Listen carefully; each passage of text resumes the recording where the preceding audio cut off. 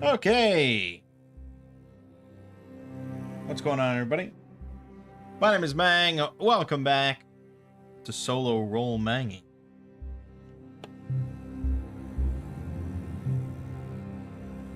So, we are continuing this sort of... I didn't...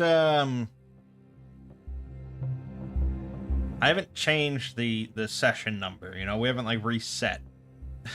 But, you know, we're on a different character now, we're on a different continent now, and we're even using a different system now. So it's quite disconnected from the start of this series. But right now, we're using Shadows of Adventure, my sort of homebrew hack of Shadow the Demon Lord and Heroes of Adventure. We have our character Malkalon the Wizard. And with him now is Gerald, the warrior. Level 1 warrior. So we picked up Gerald. He was one of the sort of mercenaries hired to go into the Hellbug nest. One of 6 mercenaries alongside Malkalon. And he and Malkalon were the only survivors, so they decided to band together. And Gerald's backstory is that he's just kind of a hopeless romantic. He's got a really lazy, bitchy wife that constantly wants more stuff but refuses to work. So he has to go out and take all these dangerous jobs on that he doesn't really want to do, but he does it because he just is madly in love with her for unknown reasons. Possibly he's bewitched. It's hard to say. So that's Gerald's story.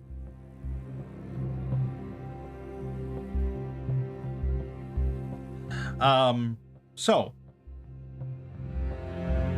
I actually have not been... I didn't work on Shadows of Adventure at all in the last week. I haven't really even looked at it. And that's because I have been primarily looking at 13th Age as another sort of fantasy D20 system. And, you know, I like what I see with 13th Age as well. You know, I just like a lot of RPG systems. And this Shadows of Adventure was never going to be the end-all, be-all system for me. Of just like, yep, I never need to look at another RPG system again. Like, I can't stop looking at RPG systems. Are you crazy? And part of that is that I discovered Foundry Virtual Tabletop, which I think is really cool, really fantastic. But the big downside there is that I can't play Shadows of Adventure on it. Not really. But it supports plenty of other, like, actual systems, including Shadow the Demon Lord. And Pathfinder 2nd Edition, which I might be interested in taking a look at some point. And 13th Age. And actually this week, I did record a couple lengthy videos of me testing out 13th Age, testing out Foundry, going through Tomb of the Serpent King a little bit. And I actually really liked what I was experiencing there. So I'm going to continue recording some stuff, and I actually am planning on recording a solo playthrough of Lost Mines of Phandelver. Actually, I think I'll be doing the Shattered Obelisk, Phandelver and Below, or whatever, which is the sort of updated, continued version of that.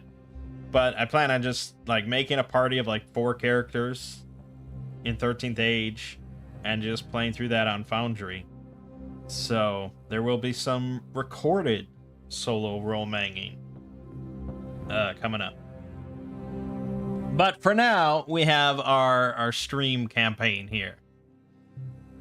So, at the end of the last session, you know, we had gotten out of that mansion, that manse with our lives, me and Gerald. We went back to town, we rested up, we recovered, and then we're like, okay, we need some job though. We got to keep earning money. This is what it's all about. So we got a job from the local consortium of merchants, putting this out there that they want the goblins in the quarry nearby. They want them taken care of once and for all.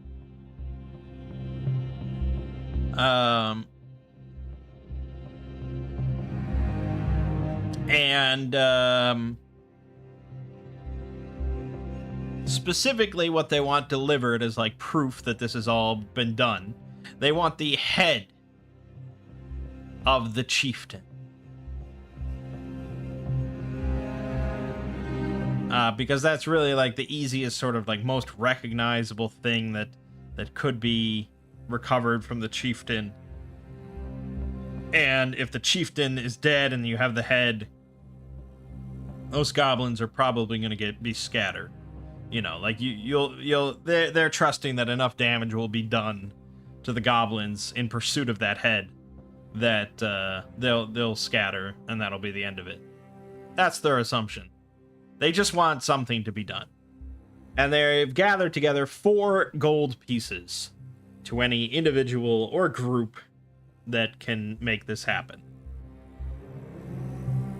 So, saw a mission to get goblin chieftain head for 4 gold pieces.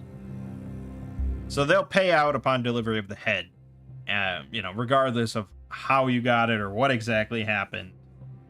So there could be some funny business, if players were really, really creative and somehow could get a hold of his head without really disrupting the goblins otherwise. I think that's quite tricky.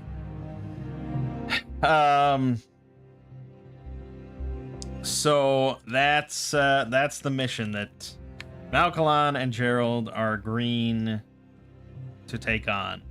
Or they're going to give it a shot. Or they're going to see how it goes. This may be the death of Malkalon and Gerald.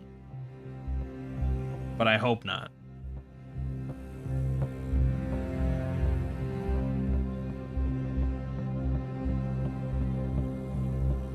So, I believe at the end of the last time we had a map of the quarry.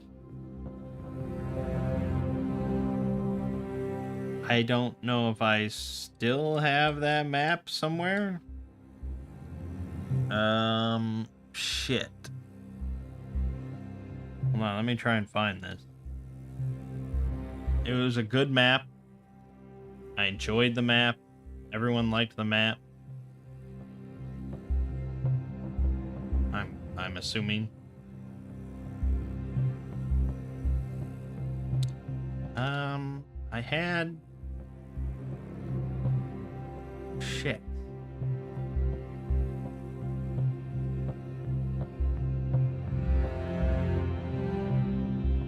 Like, who knows where that is now? Who knows where that is? That's definitely not it. That's not it. Maybe I didn't actually save the map. That is quite possible. Okay, let me see if I can find it again here.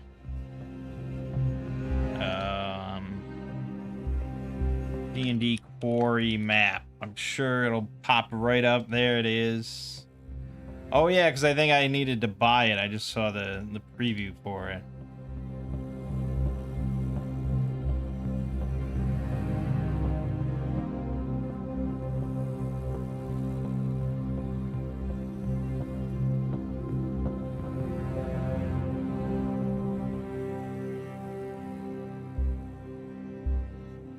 I don't mind, like, pay what you want.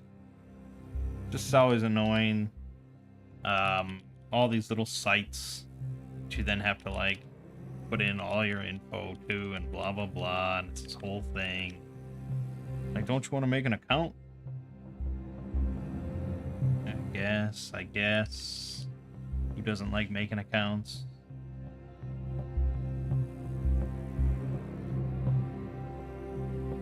God, and then they got like password game. You gotta have a strong enough password. It's this whole thing. I just want to give you $1 so I can download this map. That's all I want. But the map is essential for what we're planning here, so I gotta do it.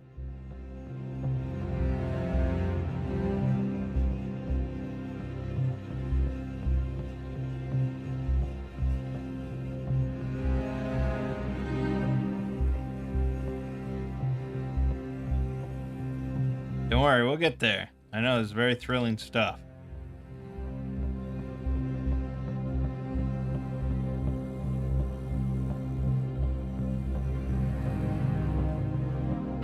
We can remove this in the interim. Good. And we have our 2 heroes here. 2 intrepid heroes. And, you should be at full health, which is 20. And you are at 17.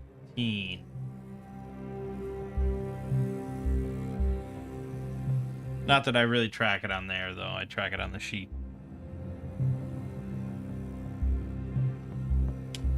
Oh boy. Now the website is like frozen. Okay, hold on again.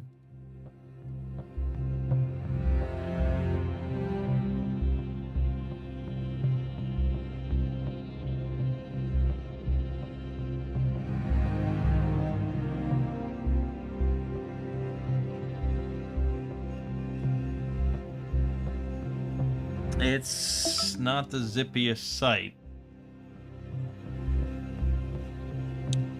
Okay, we've got 2 versions of the flooded map here. Let me just glance at both of them. Okay, so we have a more flooded and a slightly. So we want the slightly flooded version. Good. Alright, let me drop this in.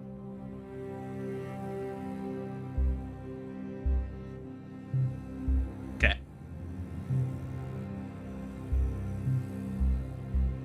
Now, getting this to match up with any sort of grid.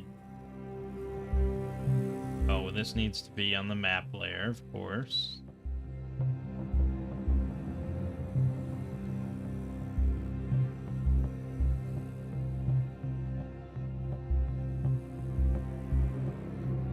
Yeah, that's fine. All right, now is that to scale? Are we happy with that scale? I don't know. That seems a little tiny, or you know, it seems like our characters are way too big. Like this map should be maybe 4 times the size. I don't know why the screen has gone black.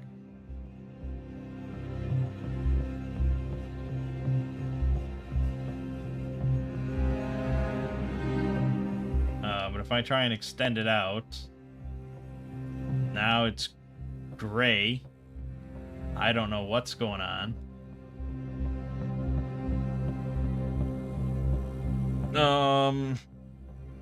I think the map was meant to be 44 by 32. Whatever exactly that means.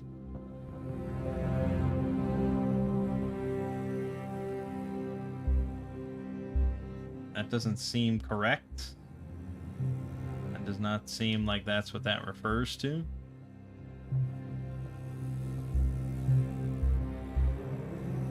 So I don't know.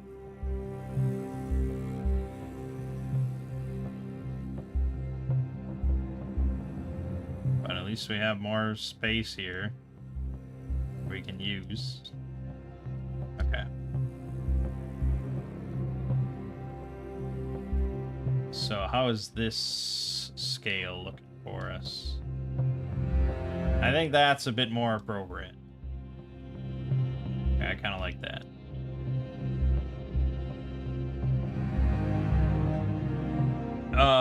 Yes, that will work.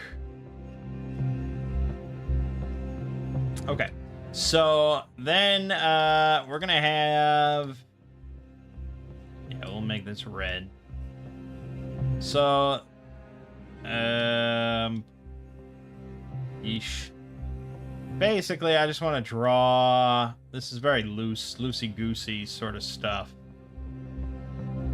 But this is where, like, they have their huts and their little homes. So they've got, you know, things like that. So they're kind of all up in this area, all right? Something like that.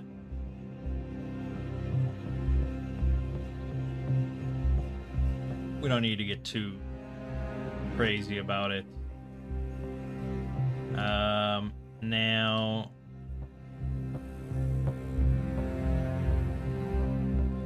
there's a setting somewhere for grids. I thought it was there, but no, apparently not. Because now I'm getting used to Foundry and how Foundry works, and going back to Roll20 just for this, a little rough. Why would it not be in the scene settings?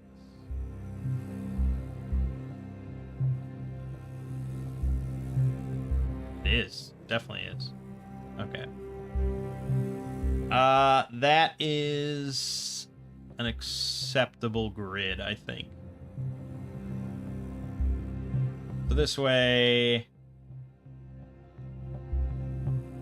Well, no, because kind of big, I guess. We want this to be matching that.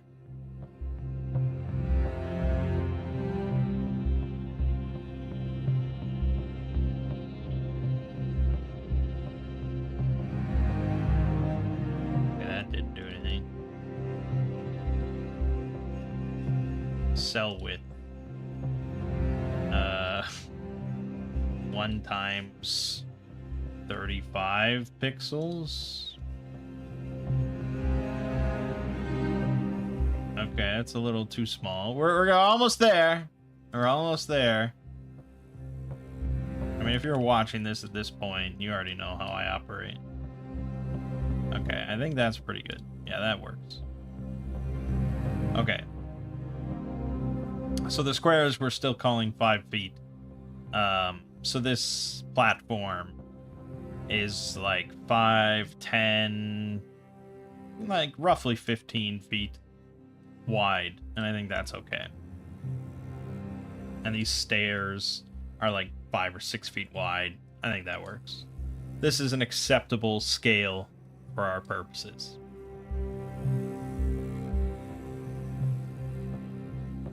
Okay, so we're stating that this area, this map, this is how it's always been. Like, Malkalon's previous trips to this quarry, they have been at this sort of, this was the layout.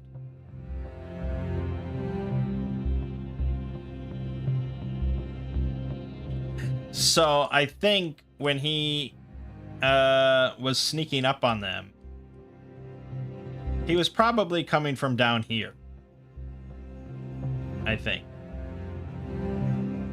Although maybe the first trip, he was coming from like the far end or something. Like he was a little bit more cautious. Yeah, he was probably over here actually.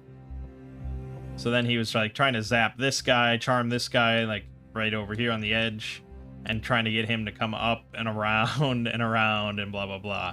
And it didn't really work too much. Until it did, and then we lost him, and presumably got him killed.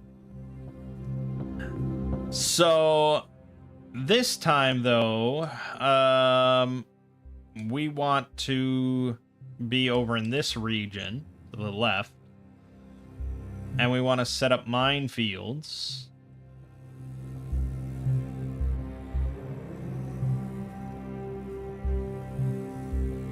So Malkalon knows that, well, yeah, he's pretty sure now that there is an alarm spell in effect around the camp.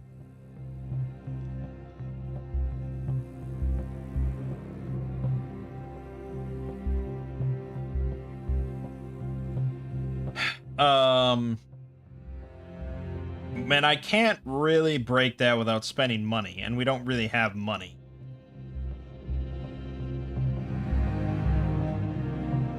So, there's not a lot I can do there.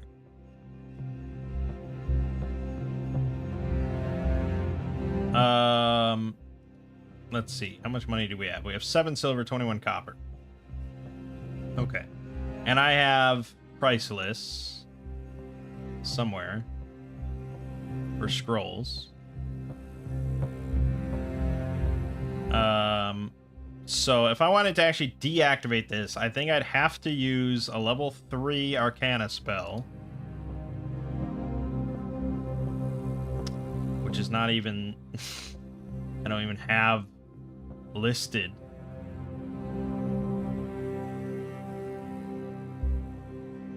For whatever reason. I know it exists. I just didn't put it in my list. Destroy magic. I don't know why I didn't put it in my list. It's like it's kind of an important spell. So destroy magic, level 3 utility spell. All effects created by rank 3 or lower spells that affect anything in the area end immediately. So we can just use that to zap away the alarm spell. But you're talking about 5 gold for that spell. Not cheap. That's more than we'll get out of this entire mission. So buying a scroll of that, pretty unlikely. Pretty damn unlikely. It would be cheaper, I feel, almost to just like hire a wizard at level 3 that could just cast. Possibly. Or really at level, you know, before long we'll be able to cast it. So we're going to trigger the alarm spell, but we know about it in advance, so we can act quickly. And what we want to do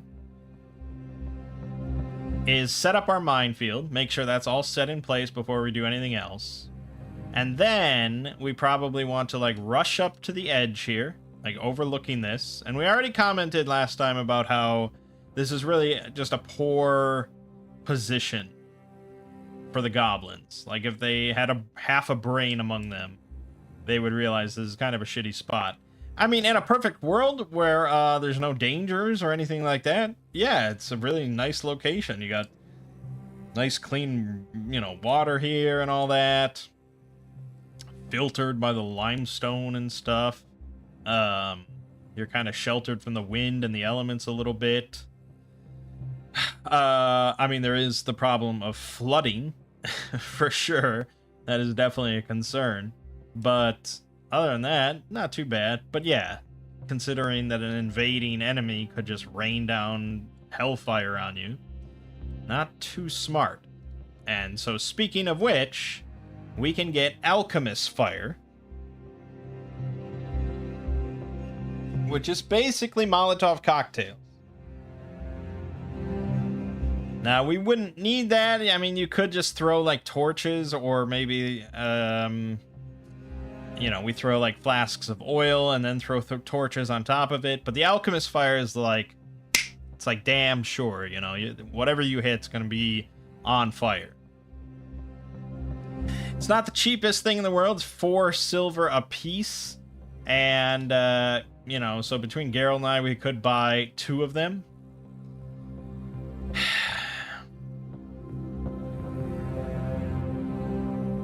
And so that money may be better spent elsewhere, because we could buy a bunch of caltrops and ball bearings, and we could spread those out quite a bit on the minefield, or after the minefield even. So our alternative then, if we wanted to buy oil,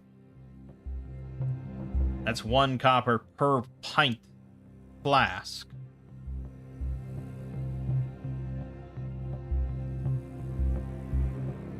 I wish I had an easy way to ignite stuff.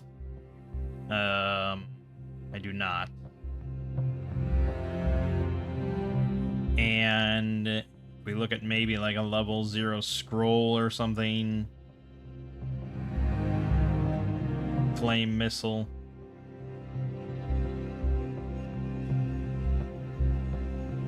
Fire blast would be a 10-foot long cone, or suppose, but I don't think that'll reach, so that's not really great.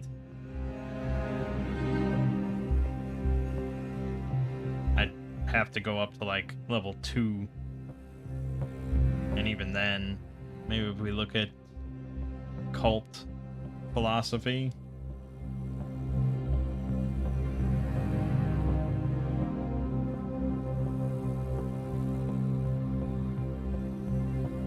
Okay, blazing columns. Holy shit. But at the same time, look at fucking ignite. Any number of flammable objects within short range. Each target takes 1d6 damage as it catches fire. Huh. So that would be a level 2 spell. So that would be a gold, which we could barely afford. And it's also within short range, which is 30 feet. I was picturing this to be like a 20-foot elevation. That was the number I had in my head.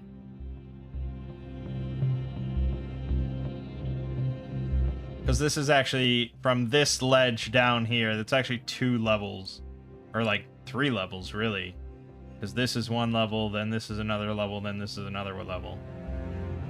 So yeah, around probably 20 feet or so. Maybe higher if these levels are each like 7 feet, 8 feet, I don't know. Hard to say. I don't know exactly what they had in mind, but we'll say 20 feet. So that's 20-foot vertical. And then if you start thinking about going off in other directions, 30 feet does not get us that far. Now, if I knew the spell, I could charge it, and then it would be awesome. But paying for it to be charged, I think, is double.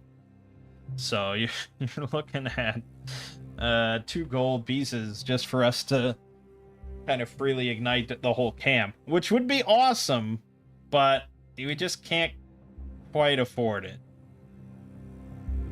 Not without stealing something or something or something. So let's say that that's out of the question. Now,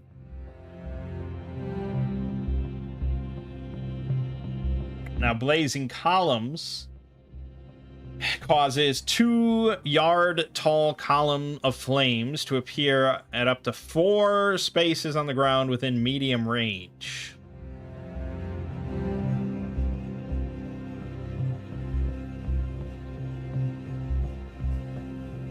That would probably be the way to go. So that's 6 feet tall columns of flames, 4 of them. So if we toss that out there and throw a bunch of oil flasks, like as the goblins are trying to rush up towards us, that would probably be the cheapest way that we could spread the most amount of fire amongst this camp. And I mean, the goal is not really to kill the goblins with the fire. I don't think many of them will be killed in the process. It's more just like fucking scorched earth, you know? Like, we want to solve this problem. We want these goblins gone. We want them out of here. So part of that is burning down their home. And if, you know, some of their women and children get caught in the flames and die, so be it. So be it.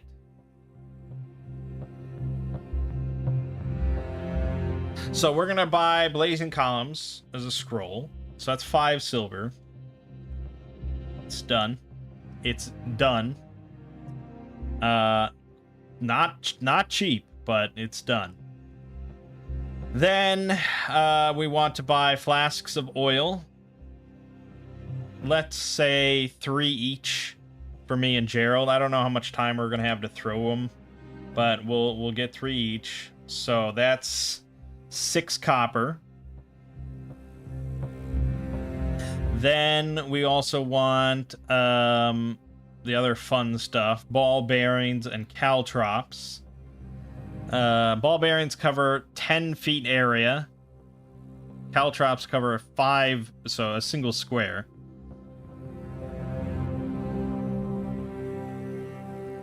Should I just spend all my copper? Call it a day? Well, I'd have 15 copper left. So we'll do 5 bags of ball bearings and 10 caltrops. And that will be the end of my copper. So oil flask times 3. And then I'll take the ball bearings times 5. And Gerald will take the caltrops times 10. And I have scroll of blazing columns. Alright. It's all set. So I don't know where the alarm spell triggers. And we haven't decided that.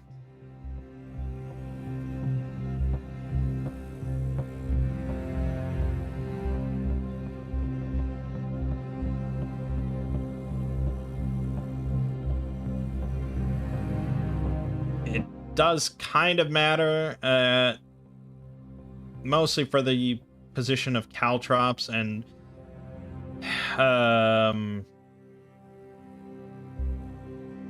ball bearings. If the alarm is like up here, you know, like as soon as you get anywhere near them, then we're going to be at a little bit of a disadvantage. I mean, it's hard to say because it's like we can't see what's past this map. It almost looks like this is like a little passageway in the tunnel wall, or you know, it's like a tunnel, which would be awesome. It would be perfect. But I don't know if I can really declare that. Whereas if the alarm is like right here, you know, something like that. You know, it's all along just kind of the perimeter here, something like that. I don't know if there is an alarm spell. I think there is. It's just not quite this robust.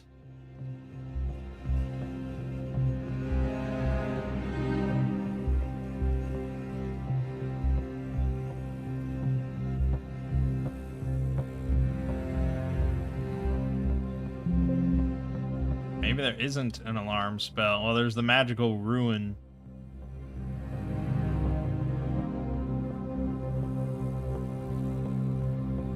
But that's like a door or an object or something. So I think I really just kind of made this up myself.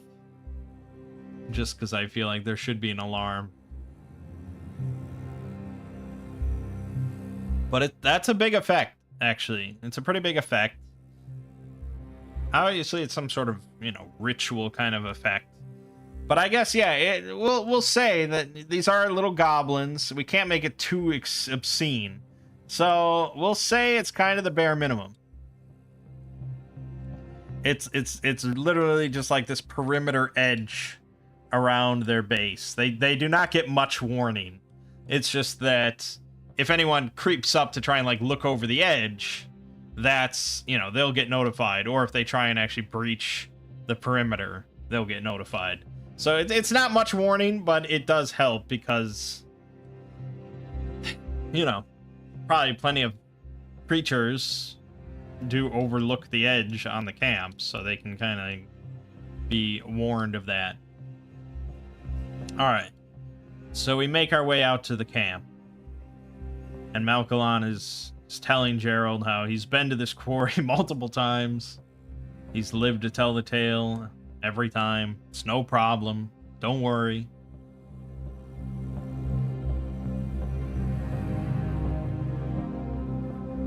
And I think this is where we have to throw a wrench, potentially, in my plans. Not necessarily, but I think we should roll to see if something is different about the situation as I have pictured it, you know. So we're gonna go over to this new book that I am trying to read very slowly. It's kind of a big book. There's a lot of charts, tables. So I have not gotten into all that. All I've really read so far is how the fate chart works. So I explained this in my my videos that I recorded this week for 13th Age and Foundry, but basically this very complicated looking chart. The number you're mostly looking at is the middle one of each box, and it's kind of based on two factors. First is, I mean, again, this what you're doing is you're asking a question, just like usual, a yes or no question. The numbers all correspond to what you need to roll on a D100, 1D100. And if you roll under the number, the big number pictured in the middle of each square box, if you roll under that number, the answer to your question is yes. If you roll above it, the answer is no. So before you ask, or when you ask the question, before you roll, you have to determine the likelihood of the answer being yes. So by default, it's a 50-50 chance. So the number in the middle, of course, is 50. But if the answer is more likely to be yes, then you go up to likely, very likely, nearly certain, and certain, which bumps up the number. So that means that it's more likely on a D100 roll to be yes. It's more likely to be under that number. And then if the opposite is true, if it's less likely to be yes, the number in the middle gets smaller because it's less likely that you will roll under that number on a D100. Then there's the odds of a exceptional yes or an exceptional no, which are the smaller numbers on the side of the big one. So if you roll under the number on the left, that's an exceptional yes, like a critical yes. And if you roll above the number on the right, that's like an exceptional no, or a critical no. And those numbers also change with odds. Then there's also the chaos factor, which starts at 5. You kind of track this as you play through an adventure, as you keep going. And if your situation, if your characters are kind of in control of everything, nothing's really going crazy or out of control or anything, then the chaos factor will tick down.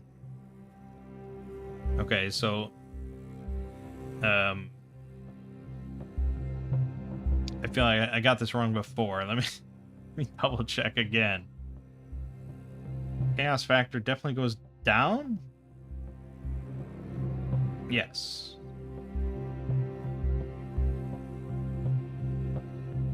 Yeah. Okay. Chaos factor goes down. And that makes it more likely then that you will get no answers on your question. It's less likely to get yes answers, because yes answers are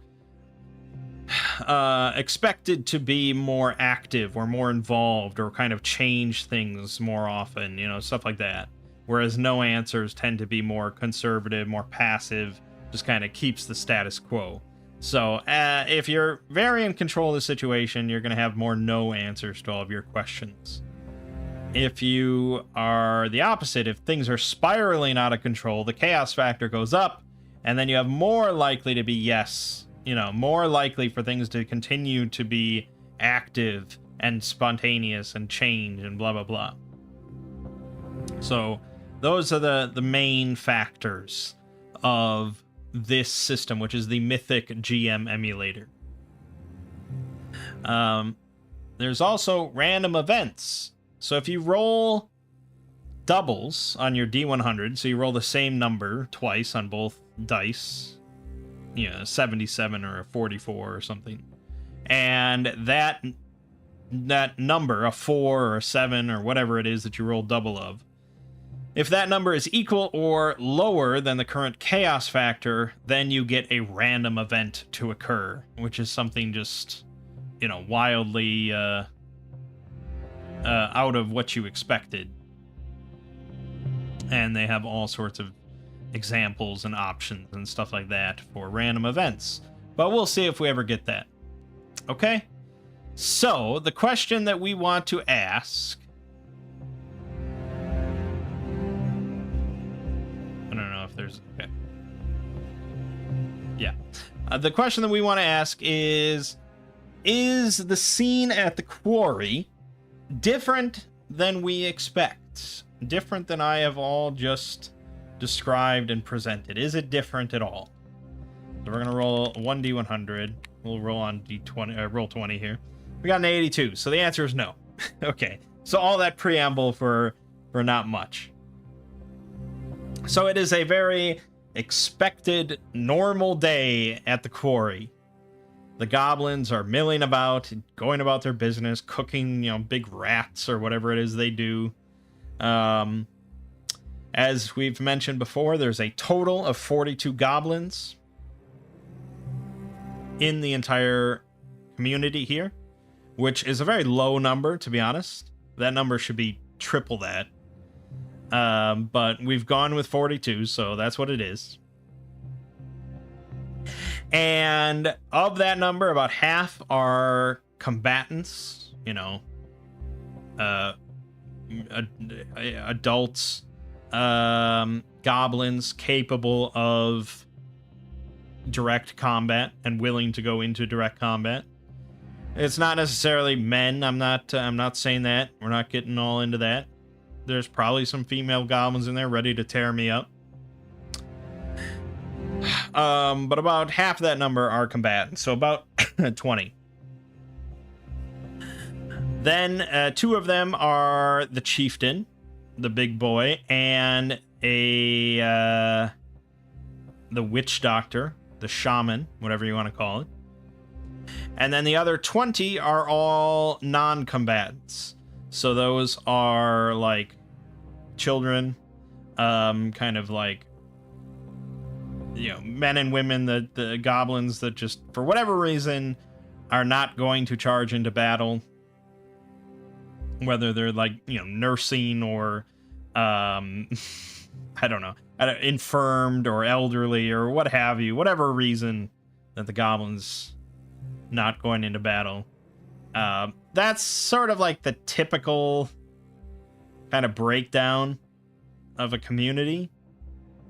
I think probably goblins should have a higher number of combatants as a percentage, but we're going to go with that, okay? And I said that at any given time, about 10 of those combatant goblins are going to be away on a raid or something like that. But let's ask that question as well. And we're going to change the odds of yes here.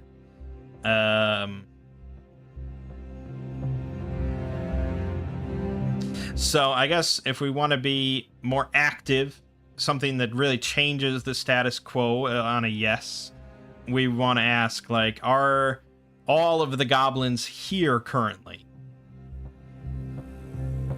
Are all 42 goblins here? So this one is going to be pretty unlikely. We're going to say very unlikely on this one. So a 25 or under will be a yes to that question. Let's roll 1d100. Got a 24. Good. I love when I screw myself just by pushing some buttons, Okay, so at any given time is not always the case. Perhaps they're about to kind of head out on a raid. They're kind of getting prepared for the day or whatever. I don't know exactly what time it is. Maybe it's fairly early in the day. So, maybe they got back late at night. They kind of slept in. They're waking up now, eating some food, getting ready to go out. But all 42 goblins are in the camp. Excellent.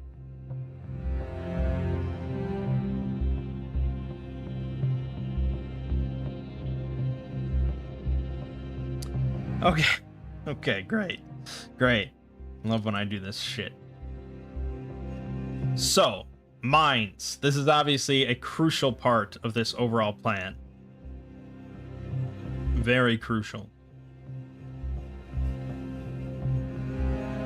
So, the base spell of mines, which costs 2 stress. It's a 30-foot square. 5 mines that explode in a 10-foot radius. Now, I believe we said last time that a charged mine spell was going to be double everything. I think we're going with 4d6. I believe we said that. The only thing I'd be iffy about is the radius of the explosion. A 20-foot radius seems pretty big.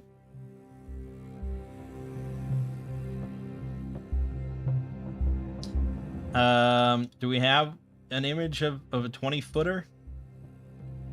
Square? A circle? Circle. Okay, that cannot be correct.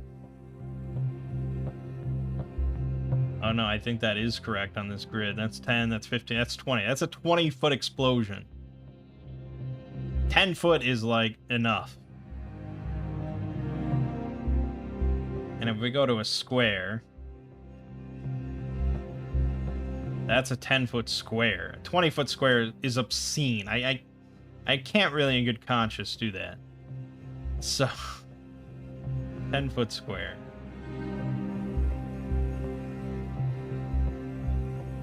It's 10 feet.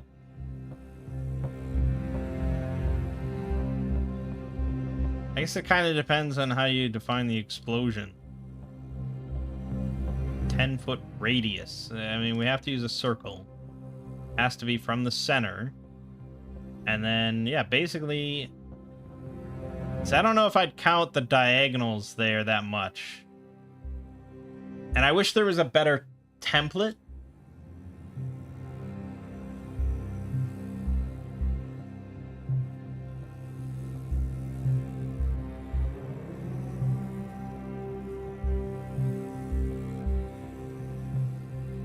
I like that that's all 10 feet. What the fuck? That doesn't make any sense. It's like 20% bigger.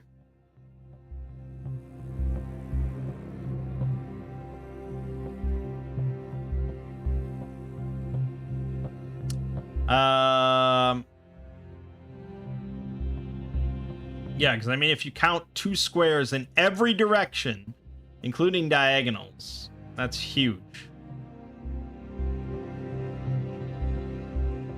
Whereas usually I think it's like 2 squares orthogonally and then 1 square diagonally. And that's 10 feet. And if you look at this, it's kind of, I mean, it's ugh. We're going to go with that. 10 feet, 2 squares orthogonally, 1 foot diagonally, all right? That's just what it is, and we're not altering it. So live with it. So we're going to get a square on the ground, 60 foot on a side, 10 mines, 10-foot radius, 4d6 damage. And again, this is just exactly why this system would never be published unless I specifically stated for every spell what happens when you charge or empower it. And it's kind of arbitrary decisions, really. Okay. 10 mines, 10-foot radius, 46 damage. So, of course, we're going to charge Mind Spell. Because we can do Spell Focus. So that's free. And we need to get out our little campfire. This this event is basically the focus of this entire stream. This session is can I actually pull this off? So 60 feet of space is quite a bit. We can actually go 5, 10, 15, 20, 25, 30, 35, 40, 45, 50, 55, 60. So we can cover this in sort of entire bridge here. So we can have like the first one there and the last one like there. And that's pretty good. That's 60 feet there. Okay.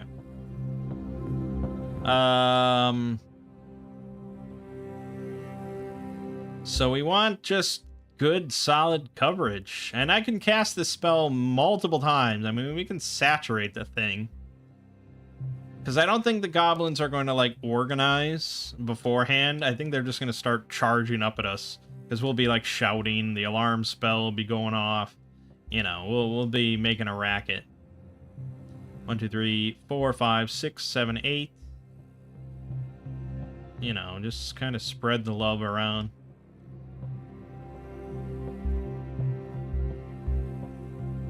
Okay. Oops. It's pretty good. Now we could probably double it.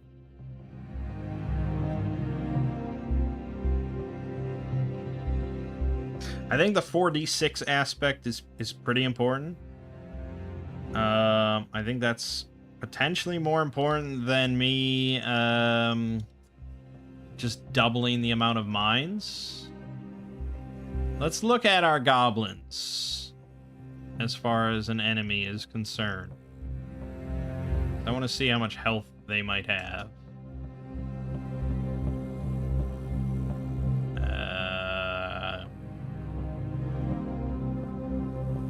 Okay.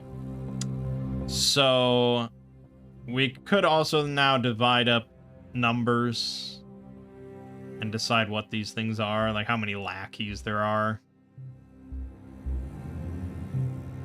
But okay, so the Goblin Spine Cleaver has 20 health. This is like the standard, like, you know, militarized goblin with a great axe. So 20 health. 4d6 on average is going to do about 14 health. 14 damage.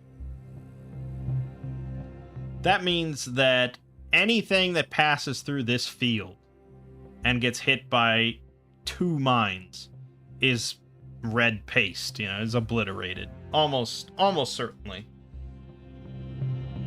But at 2d6, that does 7 damage. So we'd have to hit a Spine Cleaver 3 times on average to kill it.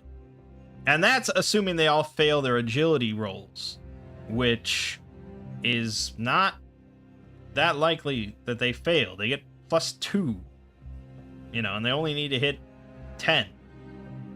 So, chances are they're all going to make their, you know, many of them are going to make their rolls, in which case you have to double the number of mines on average. So probably like 1.5 times the amount of mines. So for a Spine Cleaver, probably 3 of these 4d6 mines to kill him.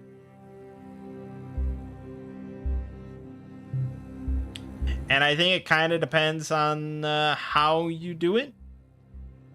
Because if you as a GM are doing this one by one, and say you've got a goblin here, and it's, okay, the first goblin, he's going to go through, and then he triggers 3 mines. It's like, okay, now the second one goes through.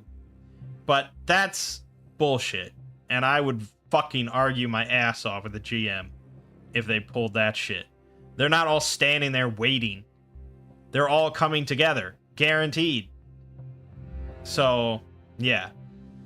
So, that's a big part of the strategy, is that we're doubling up, tripling up, quadrupling up, whatever, on how many goblins we're hitting with each mine.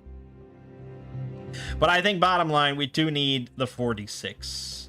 And overall, it's just worth it to spend the 2 stress to throw down 10 more powerful mines.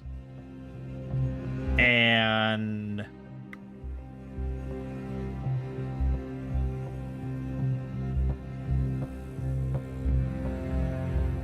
Yeah, I mean, I guess that's sort of the argument. It's like, why would you ever normally cast mines then? Well, it is 2 stress for the base effect. I have to spend 4 stress to get the 4d6, which is kind of extensive. So I could see why you might want to not spam charged mines. And we could go all the way to empowered for 6 stress. And if we follow our own rules, that's 90-foot square, 15 mines, 10-foot radius, 66 damage. Now, a 66 on average, if the Spine Cleaver fails the save, it will kill it, which is pretty good. So let's try. This is going to be dumb. We're going to be dumb. Let's try spending 6 stress for our big minefield down here. Because you know that we're going to get a bunch of goblins coming this way. I mean, you've got all of these goblins. Like, probably the goblins over here at the bottom are going to go up this way. Probably. All of these goblins probably going to go up this way. And those two are all going to converge on this one thing. They're going to get a little crammed in there. But then the only ones really going this way are like this grouping, maybe. Towards the top. So this side section is kind of more important. And we can put mines all the way up here as well. All the way in this whole business. So we've got 15 mines, 90-foot square. We can kind of just cover this area with mines. So let's, of course, get one there. Get one there. All up in this business. So many mines. And that's going to be the trick as a DM. It's like, how do you do this fairly, you know? We want to make sure all the mines get triggered. So don't hesitate to put them next to each other. They'll be coming. Don't worry, they'll be coming. Okay, that's 5, 10, 14. We'll throw one more here.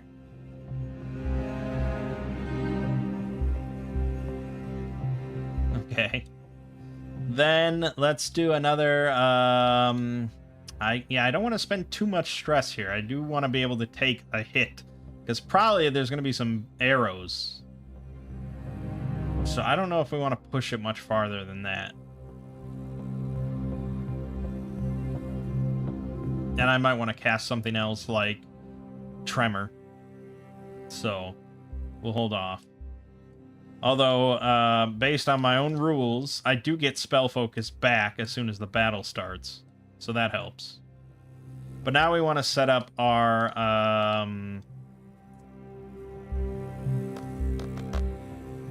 ball bearings and caltrops.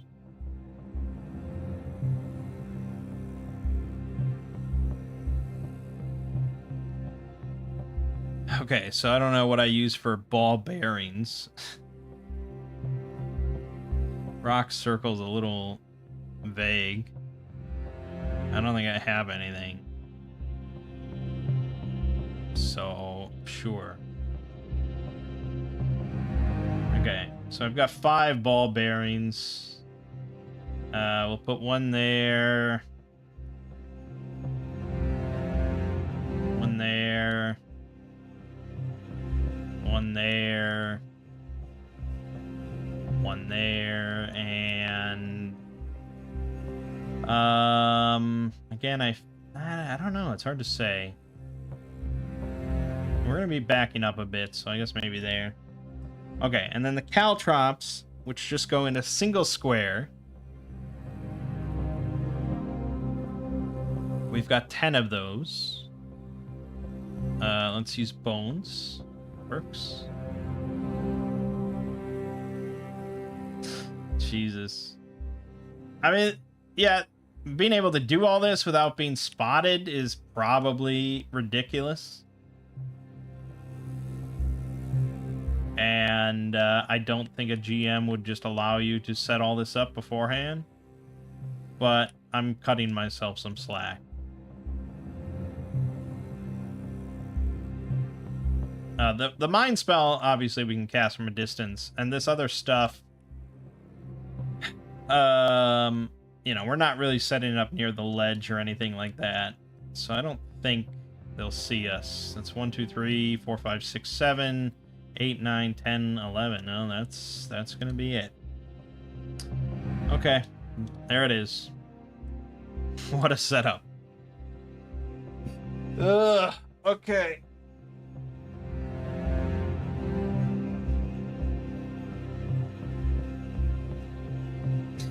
So now the plan, I'm not doing it yet, but just as a plan,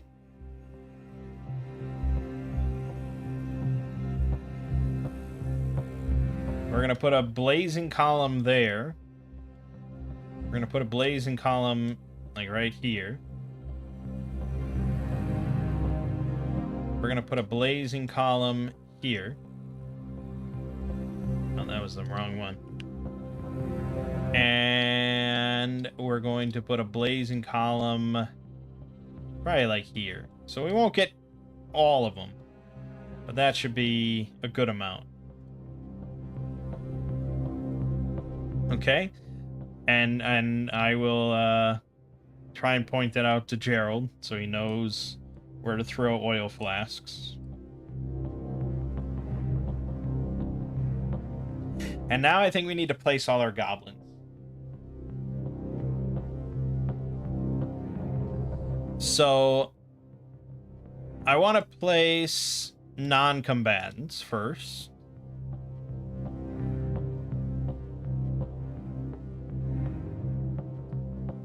So for non-combatants, I just want to use something here, these kobolds. Okay, that works. Let's place that a bunch of times. I do want to place like every one. No, I really want, this is the whole session, so we want to just do this properly. And you know, I don't think all GMs would be this specific, this meticulous, or anything like that. What are you doing? Why are you doing that? Now my music ran out. Nightmares from the Mist. Perfect. That's exactly what we are to these goblins. So I don't think all GMs would be this meticulous. I think plenty of GMs would just kind of hand wave it or something like that.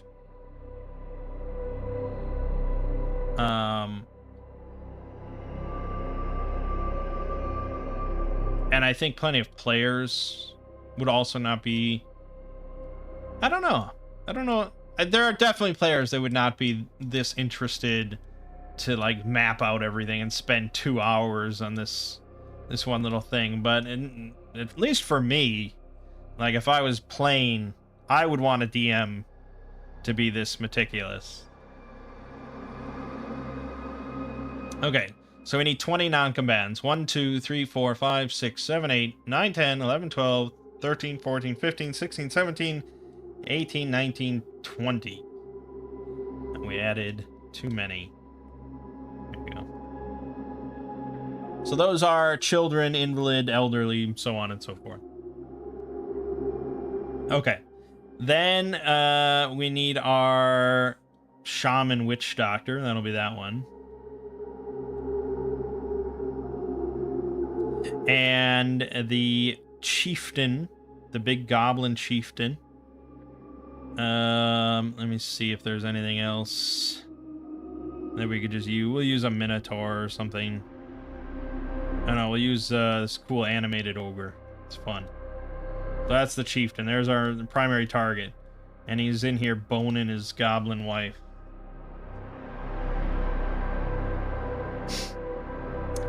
Okay, so we got our 2 VIPs. Now we need the 20 other goblins.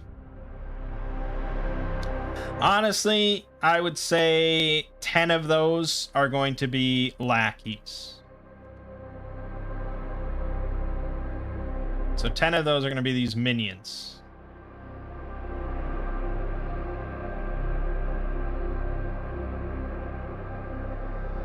Which means that they will die in one attack.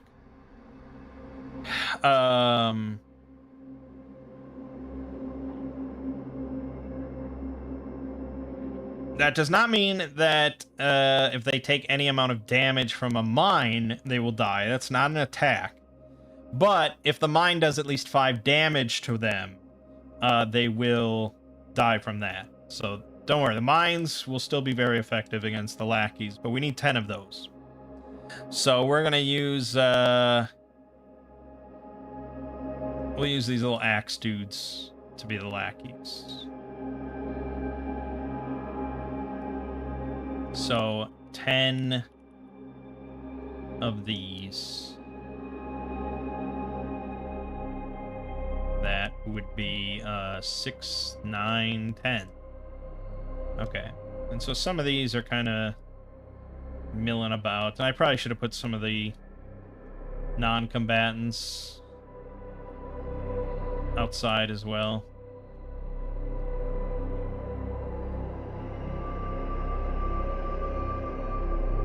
So they're just milling about, cooking some food on spits or something, who knows. Okay. Then we probably want 5 spine cleavers.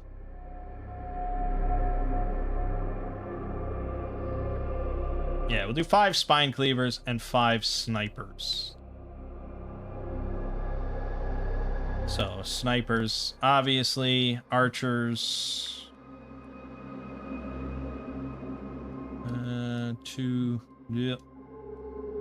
3, 4, 5. So these guys will be also hanging out. You know, no one has ever attacked the goblins outside of that weird business with that weird guy who came and charmed one of them away. Poor Billy. He was never seen again. So they're not really too concerned about being attacked. And then we have the 5 spine cleavers. 3, 4, 5. We'll put some of these around. Just kind of milling about. That's good enough. Okay. We have our 42 goblins all here ready to go. It's gonna be disastrous.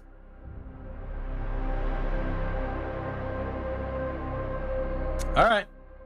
It is what it is. So Gerald has his oil flask ready. I have my scroll ready. And we're going to run up to the edge. And let loose the dogs of war. So, I mean, we're going to get kind of a surprise round here. So the first thing I'm going to do is cast Blazing Columns.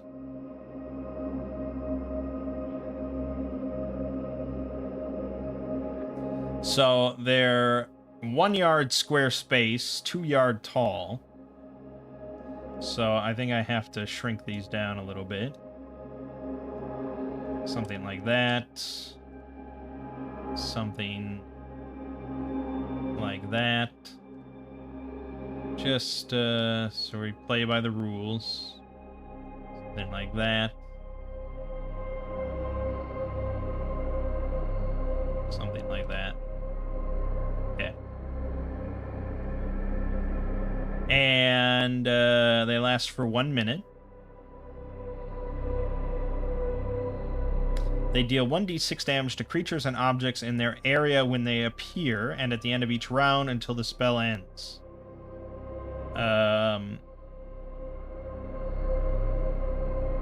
So I'm not targeting any individual with them, so actually none of them are going to take that damage immediately. And like I said, I don't expect anyone to die from fire. Except maybe some of these are kind of going to be like invalid. Like they have to be helped. And there's just going to be so much chaos that I imagine a handful of the non-combatants will die, but I'm not really tracking that too much. So that happens. I mean, these burst into life, and flames begin erupting across this goblin camp. And they all start screaming and yelling as Gerald throws his first oil flask. Now, did we have specific rules for the oil flask? Probably not. It's a pint. You kind of would just have to adjudicate like how much oil spreads, how big of an area does it cover upon shattering, stuff like that. And I don't know if I have like a good I don't have any just good like fire effect, you know.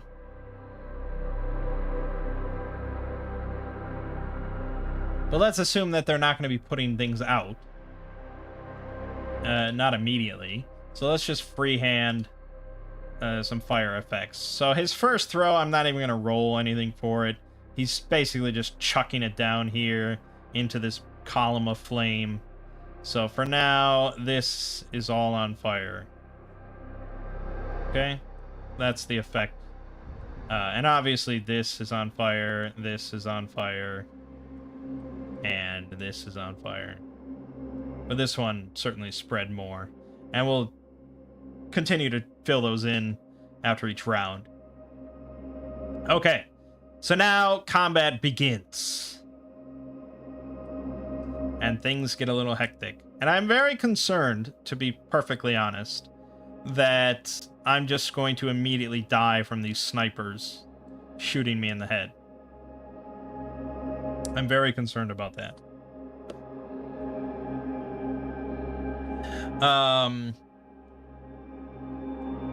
So I think, if nothing else, I probably want to go first. I want to go fast, and I just want to back up. I still plan on chucking some oil flasks, but I just want to kind of lob them in, and I don't want to be in the target of anything. Gerald can do that if he wants. But I'm going to go fast, and I'm going to back up there, and I'm going to rule that the snipers would not really be able to shoot me unless they get up on a higher elevation. Like, if they go over here, maybe they could hit me from there. But not from the bottom level. Gerald's going to go fast as well. He's going to throw another oil flask. Let's say he's going to go for this one up top. I roll an agility just to see if he gets in the vicinity of where he wants to be. So, let's just... What's his agility? Is shit. It's shit, isn't it? It's like 10. It's 11, okay. He rolled not even close. Okay, so he did not get oil where he wanted to get it. He got oil, like, here. Shattered it on the ground. Fail. So he only has one more oil flask. Okay, then all the monsters get to go. And here we really get to have a lot of fun. So they're going to take, you know, the most direct routes they can. The snipers probably are just going to shoot Gerald. Because they can all hit him. So that's going to be that. Let's do snipers first then. They are not hidden. They are definitely not. So they just have their short bow. It's +3 with 1 boon. 1d6 +1. So we've got this one. Let's go from the bottom up. Medium range is 60 feet. We can actually just measure. Who would have thought? No. But he'll have to move in. He'll have to move into here. Can he actually even make this shot? Moving 6 spaces? 1, 2, 3, 4, 5, 6. He cannot. You're scrub. You're scrub lord. You can't shoot. Well, he could shoot, I think, without the boon. because he would get a Bane on the roll. So we'll just give him his +3 and see if he hits. 13 +3 is 16. That does not hit 17. Gerald is all right. Good. Okay, next one in line is this one. Same thing. Let me... This a little smaller. And, get rid of that. Okay. So, he does get a Bane. A Boon. He rolls a 14 and a 3, so that's 20. That is definitely a hit. 1d6 plus 1 is the hit. We'll just average it out. So that will be 4 damage. 4 damage to Gerald, who already had 4 damage. This is not looking good already. We're not very hardy. This isn't good. He could go down from this initial volley. Okay, the next sniper there. Definitely hits. Or, yeah, we'll average it, so 4 damage. Up to 12. He'll use his Shield Master triggered on the next one.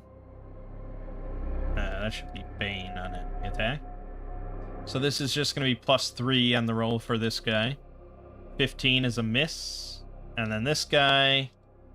Yep, definitely a hit for 4 more damage. Gerald is almost already dead, so that's great.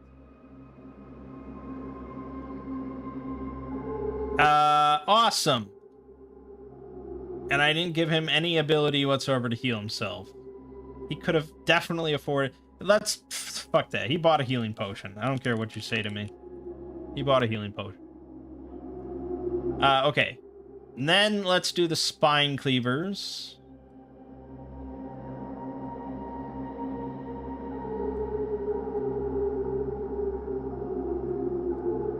So 1, 2, 3, 4, 5, 6.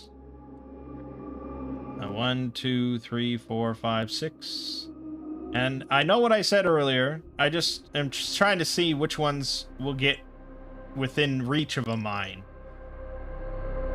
1, 2, 3, 4, 5, 5. There should be this one.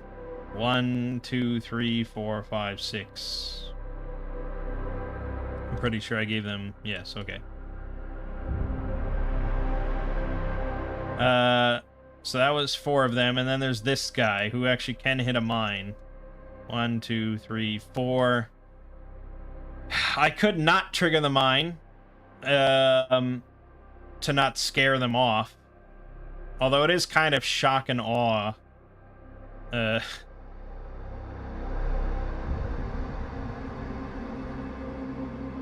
Let's see, he was here. 1, 2, 3, 4, 5, 6. I'm not going to trigger that just yet. Not just yet. 1, 2, 3, 4, 5, 6. 1, 2, 3, 4, 5, 6. Get used to hearing me say that. No, he wouldn't. 1, 2, 3, 4, 5, 6.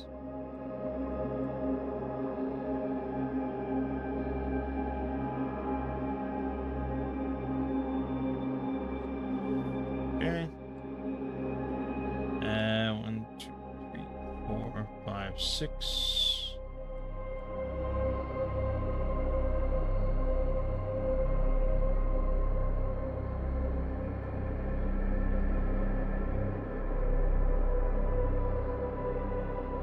Okay.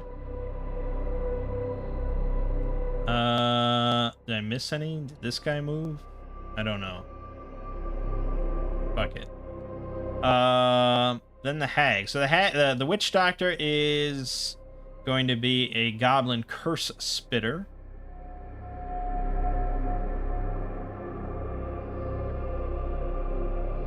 And does have a short range toxic touch ability, which is pretty bad. And brittle bone hex, medium range, which is pretty bad. Can also cast vulnerability, is a curse 2 spell, and Pain is a curse 1 spell. So if either of those get on me, it's pretty bad news. Honestly, it would not be the worst thing if Gerald and I both just ran right now. Like, if both of us just started booking it in this direction. Because the fires are going to do quite a bit of work before they manage to maybe put them out.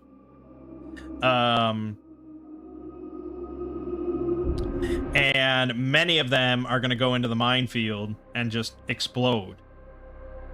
So that would probably be the smartest thing.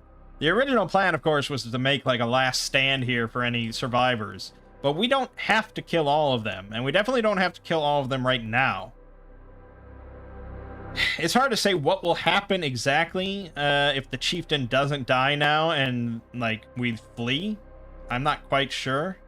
But we would very likely survive. But yeah, so the Curse Spitter is going to come out. And probably use Curse 2 against... use Vulnerability, I'm sorry, against Gerald. So we're going to drop her health down to 18. Because Stress is basically the same as damage for an enemy. It's an intellect attack against their strength. Fortunately, Gerald is very strong. But she is just as intellectual. She gets +4 on her roll. She rolled a 2. Okay, he resists. So that was a waste of her turn. The chieftain, as mentioned before, is this underboss. 30 health. And he does have a short bow with medium range. So he probably could hit Gerald. 1, 2, 3, 4, 5, 6. I mean, he might not get the boon. But, yeah, he's just short of medium range. But he still gets +3 on the roll and 2d6 damage, which is enough to kill Gerald. So, I guess let's see. 15, that's a hit. Can't do anything about that. I guess we'll roll instead of averaging it. 3 damage. He's at 19 out of 20. Holy shit. Holy shit. Gerald got fucking pummeled. He's a pincushion. Okay, new round. Gerald's just going to immediately back up. 1, 2, 3, 4, 5, 6. Malkalon probably also just backing up. 1, 2, 3, 4, 5, 6. Okay, so the archers are all going to be forced to move now, along with everything else.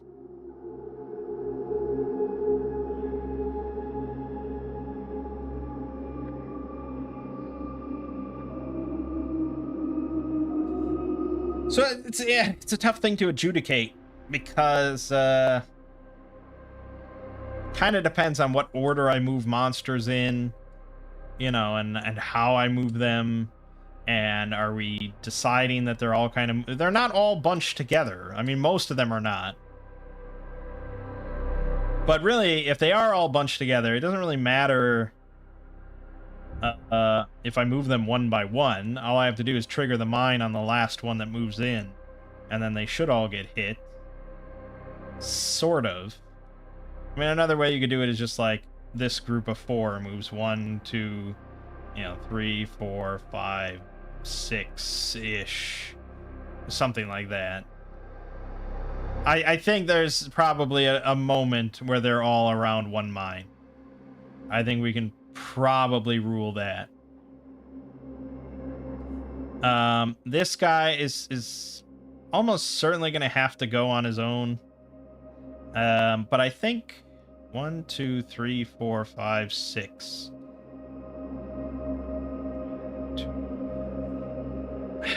it's really up to a GM and how nice they are, but I would say these two probably could get hit by this mine at the same time. I don't know if it's in the spirit of like an extreme tactical turn-based game, but sometimes you throw away rules. In the rule of cool trumps many things. So we're gonna say these two get hit by this mine. So they're both gonna roll an agility roll. One is a lackey. One's a spine cleaver, so he gets +2. One is a lackey, also gets +2. Okay. Simple. And again, as usual, the number is 10. So... which just seems so generous, you know? Yeah, I mean, that's what it is. I think you could potentially make an argument if I was going to rule out everything on paper. Maybe charging it gives a Bane on the roll, empowering 2 Banes on the roll, but I think at a certain point, mine's... it's probably a good enough spell. We don't have to get ridiculous. So... let's just do Spine Cleaver, +2 to the roll, succeeds, lackey, fails. Great. I wish it was the other way around. These are the big 66 boys. So the damage that this mine does right now, 31. Jesus. Okay, a lackey obviously just melted, obliterated. The spine cleaver, though, takes 15. Not enough to kill it.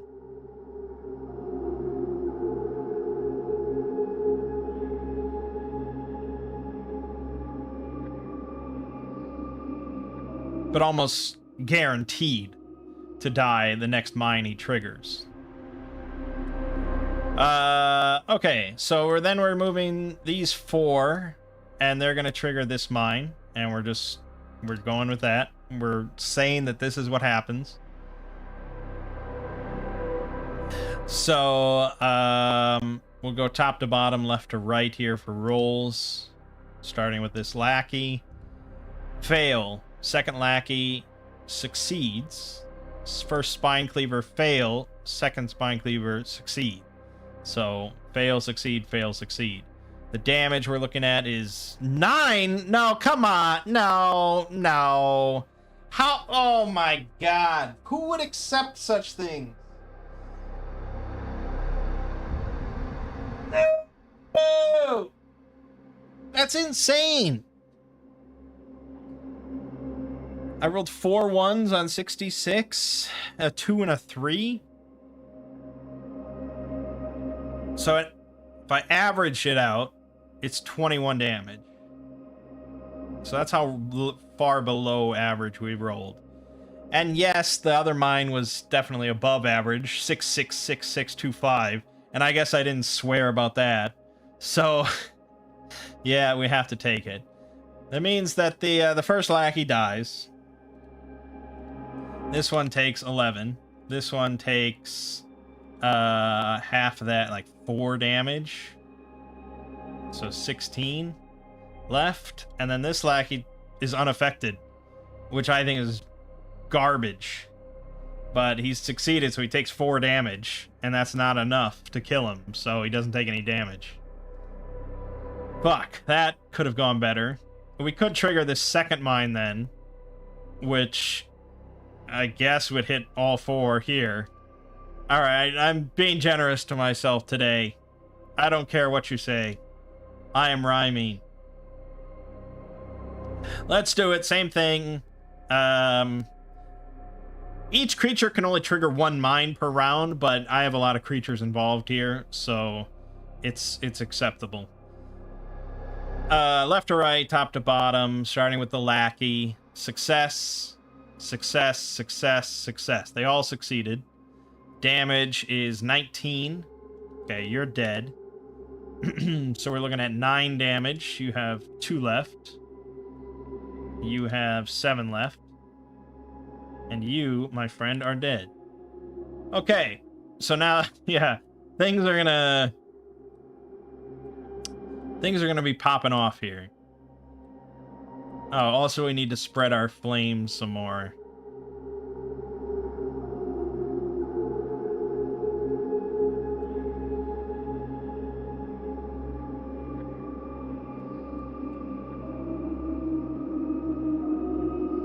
I'm just very haphazardly drawing. But it's certainly not looking good for the invalids. Okay. Let's just...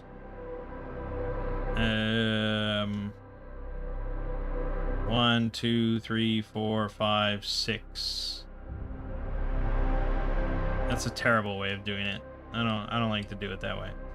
1, 2, 3, 4, 5, 6. 6.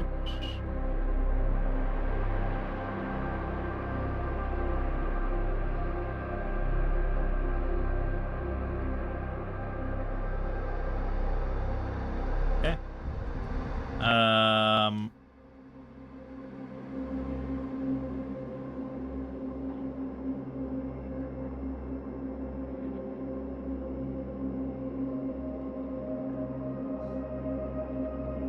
Just don't want to count out loud all the time.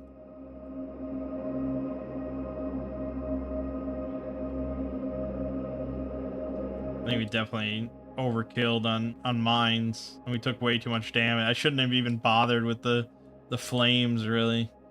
We took way too much damage for that.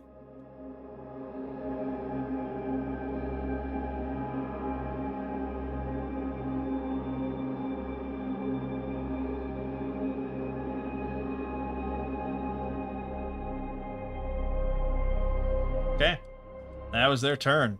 So they've already lost, you know, a handful. But I think, yeah, I probably agreed to just kind of like run.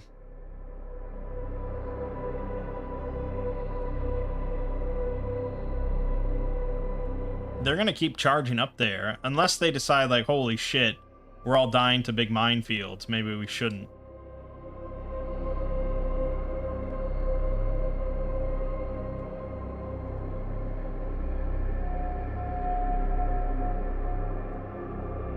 All right, I'm gonna have okay, so it's a new round. Everyone's gone. We're gonna extend the flames. This is probably a little aggressive. Probably a little aggressive, but whatever. Flames!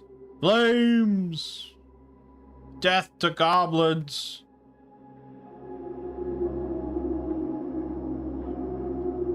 Okay, a little wild. So we're gonna have Gerald drink his healing potion that he bought. He definitely bought. He bought it. He bought it. So that restores his healing rate, which is 5. Not much. He still wants to get out of dodge. But I think we have one turn here where we could muck about. So Malkalon could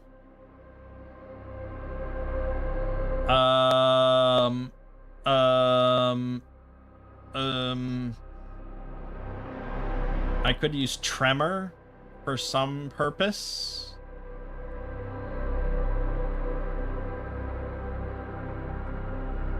I probably do have eyes on the chieftain here, though. We could try and drown him.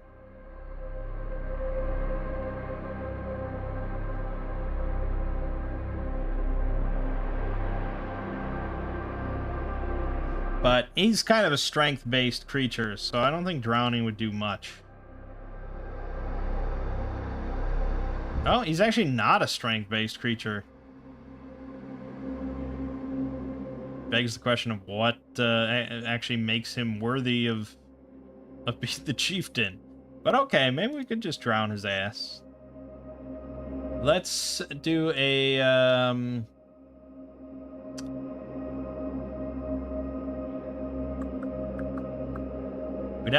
we'd have to empower it because it's within short range.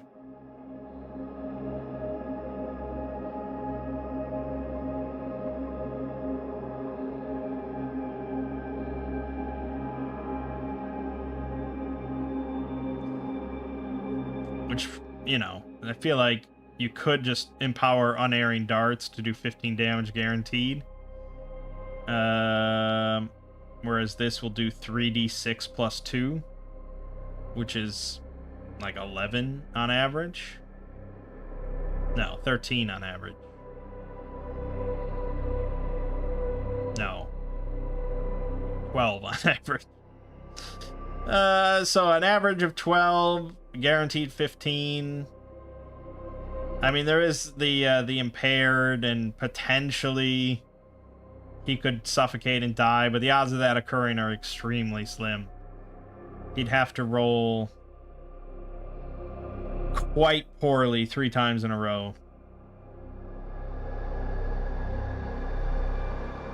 So I kind of doubt it, but when else are we going to use Drown? So let's do it. We're going up to 9 stress. So he has to make a strength challenge roll, which is really just a 50-50 chance. Well, actually, it's a 45% chance of success. Not very good odds. Of course, he succeeded. That's the whole spell. So it's kind of like, you know, I like Shadow of the Demon Lord's system. I like the DC of 10, you know, and the DC is always 10. I like that. But then it's like, in a case like this, I mean, I know it's normally a level 1 spell. And it's normally, you know, not that big of a deal. You'd cast it, you know, a few times a day or something like that. Eventually it would kind of just fall off in usefulness. Blah, blah, blah. They get a strength challenge roll. On a failure, take a little bit of damage. So, I don't know. I mean, you could implement the Bane system or something on charge and empowering.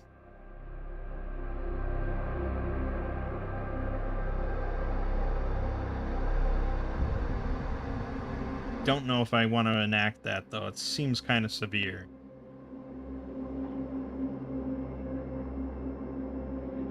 It's just like, it's another step that's just like this sweeping change, sort of. You know, that's not play-tested whatsoever and is sure to be broken. Because if you look at mines, if I make empowered mines do 66 and the agility challenge roll is made with 2 Banes,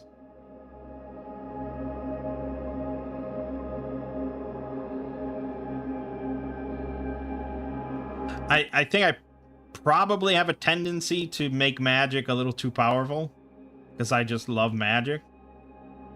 But I don't know. I mean, okay, so let's say that we said Drown, if you empower it, that's 3 stress. Target within long range has to make a strength challenge roll with 2 Banes. And if they fail, they take 3d6 plus 2 damage and become impaired. And then at the end of each round, they have to make a strength challenge roll with 1 Bane. And after 3 failures that way, they suffocate and die. Is that spell broken? Is that spell broken at level 1? Is that spell broken at level 10? Is it in any way broken?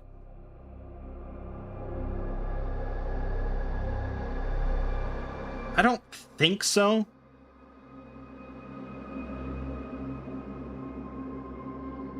I don't think so. A lot of creatures, like bigger creatures that you're going to find, will have higher strength values. Like a lot of creatures. And then a lot of the really important creatures will have ways to just remove conditions. And, you know, that's only based on being impaired by Drown. So once you remove impaired some form, you know, you don't risk dying. So I think the odds even of an empowered Drown killing a powerful target are very slim. The odds of it killing the average person, pretty high. But shouldn't it be pretty high? You're filling their lungs with water. Like, it should be pretty bad. So, I don't know. I mean, I know I'm going into all this just because I failed this roll, and I wouldn't have said anything had I succeeded. But even before I rolled, it just seemed like, come on.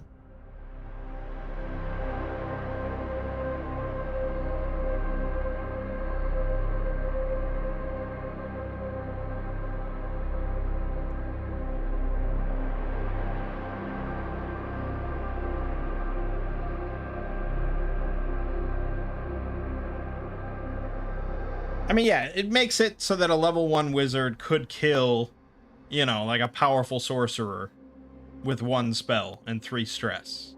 That is possible.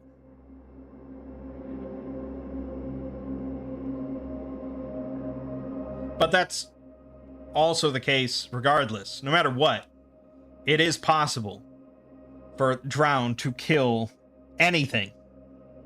Well, not anything. I guess if you have like 20 strength, you pretty much will never, you can't drown. Whereas with Bane's on the roll, it would be theoretically possible. I don't know. Let's just institute it. Let's just institute it. This guy has to roll with 2 Banes. He got a 12. Oh, not 66. 2d6. We rolled at a 5 and a 4. So -5, 7. So he failed. And we're doing 3d6 plus 2 damage to him. For 11 damage. Great. That was under the average, I think I said.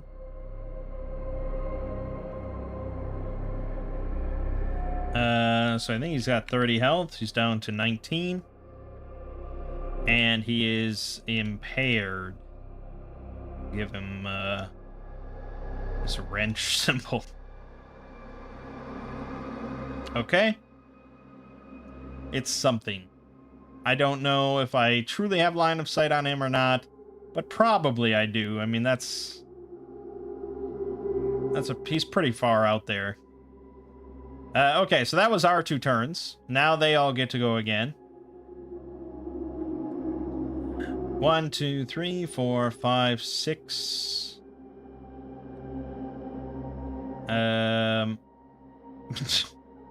Again, like, if I'm gonna be fair one way, I have to be fair the other way. So that archer would not move up before these 2 moved. So I can't trigger mine to hit all 3. But these guys could move up and probably trigger this thing. So let's trigger that mine. From left to right. Success and a success. Total damage for this mine is 18. Oh, I guess if we're using that rule now, then they did also get 2 Banes on those agility challenge rolls. Okay, but the damage we're looking at is 18. The first guy's 2 Banes. His 17. Yeah, I mean, no matter what, he couldn't have. Okay, the other guy has a 15, so he needs a 6 on one of these Banes. He did not get it. So they both take 9 damage. This guy's dead, didn't matter. And this guy's dead. I don't know why I bothered. There you go. Alright, perfect. At a certain point, I think a good GM would probably rule that these goblins might attempt something else other than rushing into these mines. But the mines are kind of everywhere. The only thing that they could do alternatively is climb. But I think these guys over here would continue on their way. They wouldn't think, like, oh, this way is probably mined too. So it's these guys that might attempt something different. They might go this way and go around the long way. That is possible.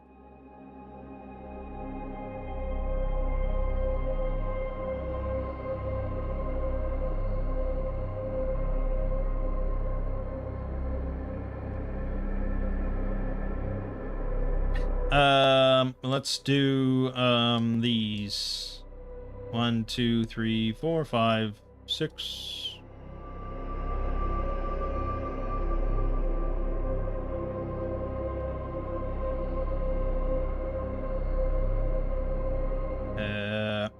Feel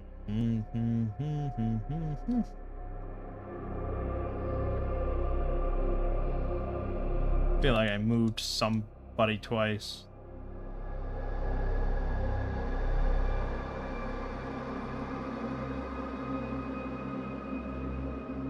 Fine. Fine. 1, 2, 3, 4, 5, 6.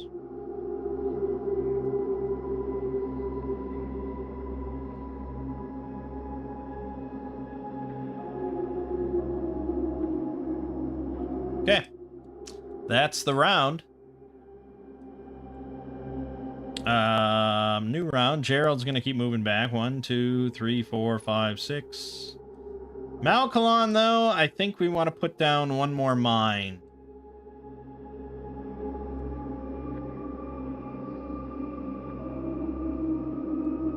A charged mine.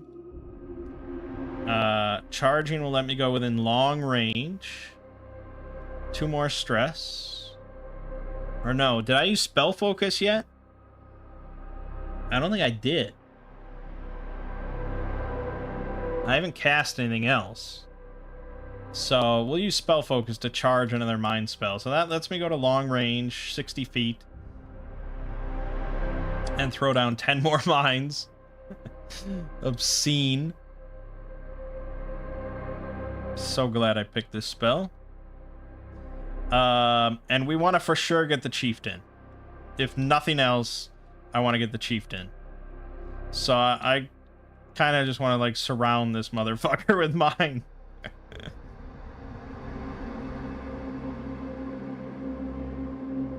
One more. Okay. So definitely like right there, regardless of where he goes. Just every step that he fucking takes. Every breath he takes. I want him to get hit with a mine. So just actually, I don't know if this is legal. Hold on. Let's say from this square, 60 feet goes pretty far, actually. I can go pretty far in that direction. No, that's pretty... 60 feet is a big square. I think we're okay. Good.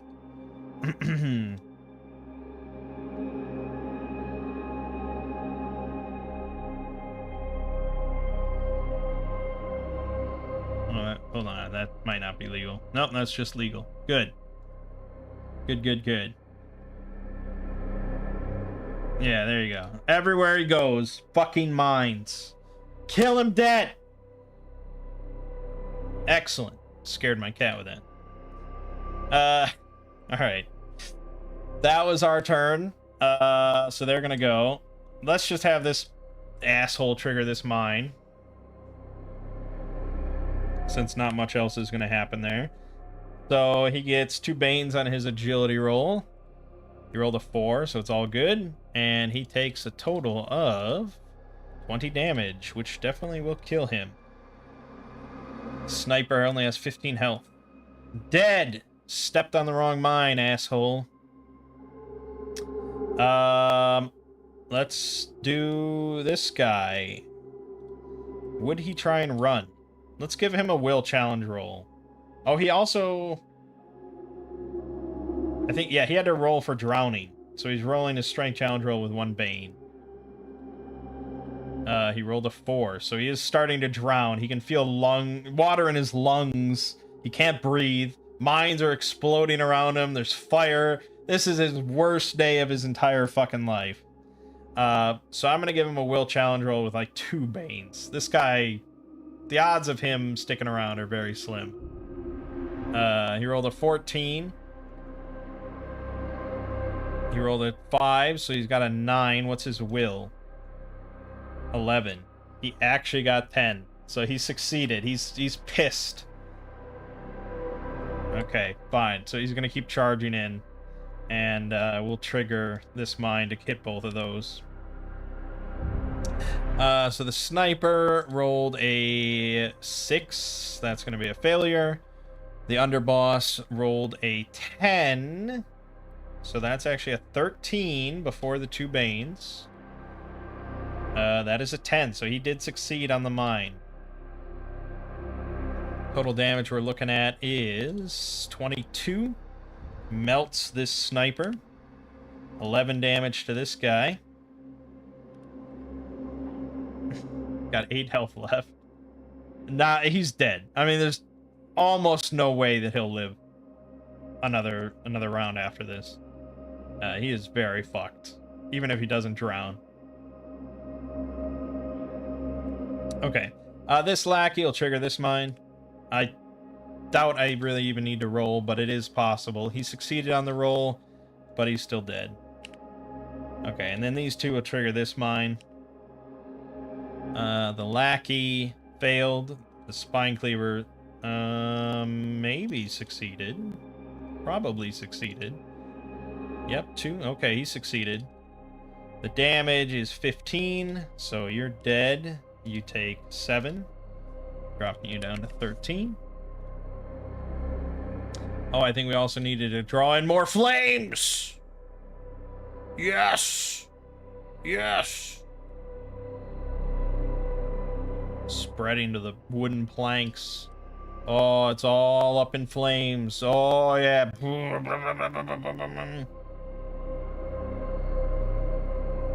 This is looking pretty good. Looking pretty good indeed.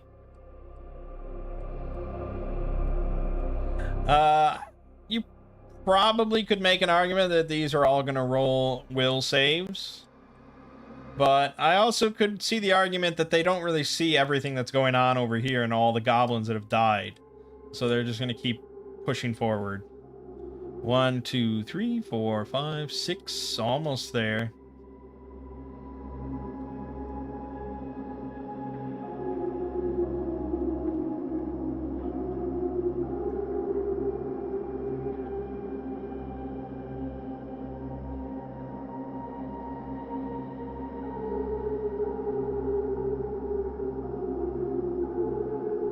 Okay. That's a fresh round. Oh, this guy's got to roll his drowning save again. He rolled a 7. So he is nearly drowned. Bad day for the chieftain. God, we went way overkill, didn't we? But we're going to keep backing up. 1, 2, 3, 4, 5, 6. 3, 4, 5, 6. All right, the chieftain now. It doesn't. He takes a step and he explodes. So we'll give him his roll.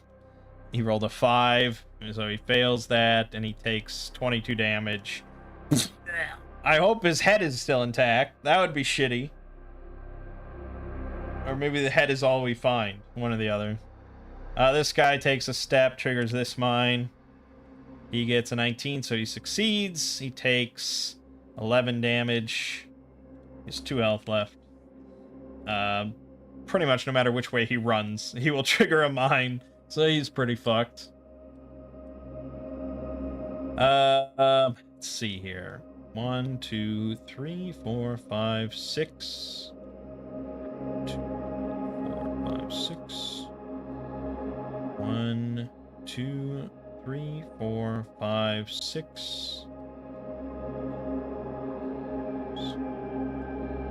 And 1, 2, 3, 4, 5, 6. I do not want to trigger those mines yet.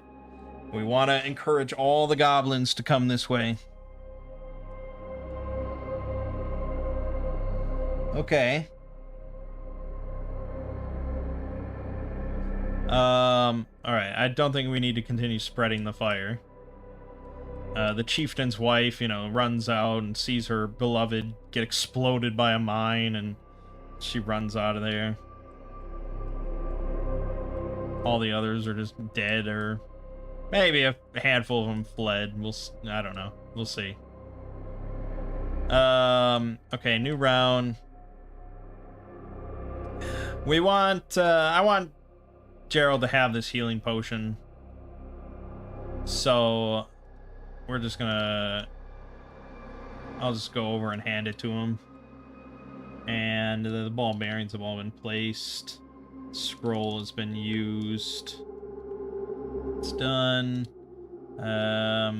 You have used the caltrops, and you restored 5 more. 9 damage. Okay, that's where we're at.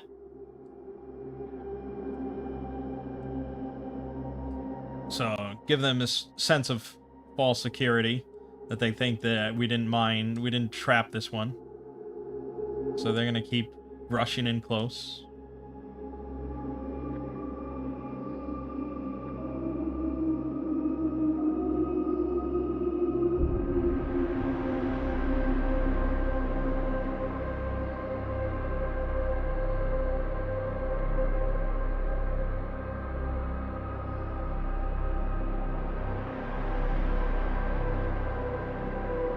And then these 2.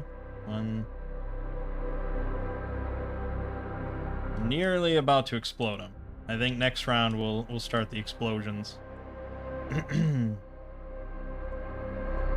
And just make sure. Okay, yeah. I figure if they think that the area is not trapped and they kind of like have us over there, they'll probably wait for us to get in range before they start shooting. Actually, they should be moving double, actually. I completely forgot about that. They should be moving twice as fast this whole time. Well, I kept that rule equal. So really, I just gave us like a couple more actions, but there were also a couple turns where we didn't do anything, so it works out. It's not that big of a deal. Because they all would have been moving at twice the speed, so whatever. Okay. New round. We're both gonna back up again. And we'll act real scared. Oh no, they're coming! No! Okay. I don't know the order. Again, this would all be kind of simultaneous. I don't think the ones in the back here, I don't think the witch doctor and stuff is going to reach. 1, 2, 4, 5. So she would just reach that first mine. Okay, I'm pleased enough with that. Alright, so then these guys will get up here. And we'll trigger this mine. So their roll is a 9. I think that's going to be a fail with the Banes. And a 7, so they both fail. They both take 20 damage and are dead. Okay, then these jabronis. Don't move the mine, please. I don't know exactly now how they were laid out. But they'll probably all trigger this mine. And, blow it up. So, the Spine Cleaver succeeds. The Lackey succeeds. The first sniper fails. Second sniper probably fails. This is only 1 Bane, actually, because these are the 46 ones. And I rolled 66 for the lackeys there, but whatever. It's fine. Okay, so 4d6. So the 2 snipers failed, the other 2 succeeded. The total damage is 14. So you take 7, bringing you to 13. You take 7, killing you. You take 14, leaving you at 1. And you take 14, leaving you at 1. Okay. Then, 1, 2, 3, 4, 5, 6. We'll trigger this mine. The lackey fails. The witch doctor succeeds. The number we're looking at is 9. So the lackey is dead. You take 4 damage. Bring you down to 14. 1, 2, 3, 4, 5, 6. Okay. I think at that point, there's very much a reasonable argument to be made for some morale checks to see if they actually flee. Because there are other ways out of this quarry. Yeah, they could go all the way across this way and assume there's no mines that way. So I don't know if we want to make individual will checks for all of them, but we probably should. Or we could just do it as one big group. As a group, they decide. I think probably the snipers will roll once, the spine cleaver, the lackey, the witch doctor, which is almost all individual. And this is going to be with one bane, because they are kind of incentivized to flee at this point. As for will roll, snipers have 0, lackeys have -1, witch doctor has 1. Okay. So the spine cleaver is will roll is going to be a 14 -5 is 9 +1 is 10. He's sticking around. The snipers, they got a failure, I think. That's a 9, and they don't get any bonus. So they will all try and flee. The lackey gets a -1. Okay, he's definitely fleeing. So the snipers and the lackey. And the witch doctor succeeds. So the spine cleaver, witch doctor are going to go on. They're really determined now to kill this horrible threat. The sniper and the lackey flee. Okay, new round. I don't know how much more we can back up, really, for it to matter. We're over there. Okay.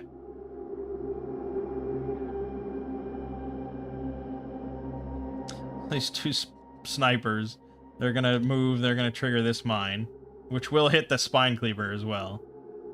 So the spine cleaver, with 1 bane, a 6, he fails. The first sniper succeeds, second sniper fails, so only 1 success. 12 damage total. Leaves this guy with 1 health. This guy still dead, doesn't matter. This guy dead. Okay, spine cleaver, of course, he's going to step in here, trigger this mine. He's dead. There's no other way around it. These two are fleeing. They're no longer relevant. And the witch doctor, 1, 2, 3, 4, 5, 6, triggers this mine and rolls an 8. I think that's going to be a failure. I doubt they have any agility or much agility. Yeah, they've got it. So it's a 10 plus the bane. So definitely a failure. For a total of 15 damage, you are dead, and we are done.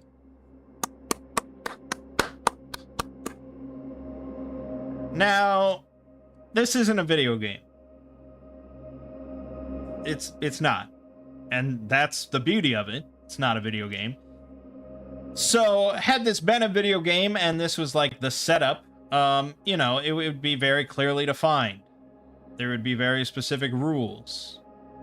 But this is an RPG. And so it's a lot of it is just, I mean, part of it is based on dice rolls, absolutely. But a lot of it is also based on my adjudication, my decisions of just like, yeah, I think that's how this would work. I think that's how this would go. So you could present this exact same scenario to 100 different DMs and get 100 different results. Because every DM would have different thoughts about how one thing would work or how a different thing would interact with this thing and how that would play out. And a lot of DMs, especially when you're playing at a table, you know, you'll have players that will also kind of make arguments and you try and convince the DM, no, I think this would work this way. That would be way cooler, and blah, blah, blah. So, you know, this is just one way that this sort of scenario could have played out. I still think fundamentally the plan was solid. You know, like, no matter what else you think about. I picked this map. I thought it was a cool map. And based on the parameters that I had set, I think this was a good plan. I think Mines is a pretty fucking powerful spell. If you're going to do any form of, like, preparing or ambushing or anything like that. And yeah, pretty good. I mean, it was very dicey at the start. I thought we were gonna die. I definitely thought we were gonna die. I thought Gerald was just gonna be obliterated. Because I had not thought about snipers just destroying us. And actually, we probably should have both died. Well, maybe not Malcolm, but Gerald almost certainly should have died. Because, oh no, the lackeys don't have a ranged weapon, so that's good. But the spine cleavers could have all thrown their hand axes. No, that's short range. But they could have, yeah, with a Bane, I suppose. Maybe a few of them could have thrown. I don't know. It's hard to say. Yeah. So that was interesting. That was like 2 hours of one specific encounter. But we killed like 20, well, we killed like probably 30 goblins at least. With all the fires and everything like that. And we definitely killed the chieftain. We killed him to shit. We killed the witch doctor as well. A few got away, but that's fine as long as they're scattered. And I think it's safe to say that they're fucking scattered. They're not going to be rebuilding anytime soon. So, yeah, I think we'd go in afterwards and we'd get the chieftain's head. Gerald would cut that off with his sword, and we'd march back to town. Problem solved. Okay. Went to Goblin Camp in Quarry. Used fire and explosions to decimate the entire community. Killed Chieftain and Witch Doctor. Got Chieftain's head. And collected 4 gold pieces. Okay. So I'm going to give myself 2 and Gerald 2. He earned it. Yeah, I mean, he didn't really do much, to be honest. But Malcolm's a good guy. He wants to, really have someone like Gerald at his side for when things don't go so swimmingly. So 2 gold pieces to each of us. It's not a whole lot of money, and we did spend a decent chunk of money on the mission. I spent, I think, 7 silver on the mission, which ultimately ended up being kind of pointless. But you never know. That could have gone very differently. You never know. And like I said, probably there should have been like 3 times as many goblins as there were to have actually like a healthy, thriving community.